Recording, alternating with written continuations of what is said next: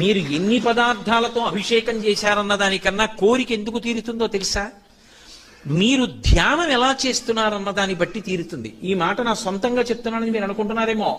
నా ప్రాణం పోయినా నా సొంత అభిప్రాయాలు నేను ప్రార్థన చేశాక చెప్పను. ఎందుకంటే శాస్త్రంలో ఏం చెప్పారో అది చెప్తాను. అది చెప్పడానికే జీవితం చాలదు, ఇక కొత్త విషయాలు ఎందుకు.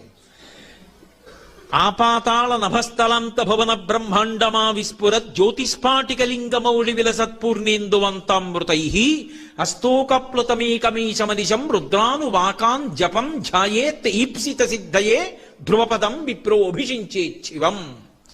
ధ్యాయేత్ ఈప్సిత సిద్ధయే వేదం చెప్పింది. ఇలా ముందు ధ్యానం చేయి, నీ కోరిక తీరుతుంది. కోరిక అంటే అవసరమైతే తీరుతుంది అని అర్థం చేసుకోవాలి ఎప్పుడు. కానీ నేను అమెరికా అధ్యక్షుడిని అవ్వాలని కోరి అభిషేకం చేశానంటే అవలేదనకూడదు. ఆ కోరిక తీరితే నాకు అభ్యున్నతి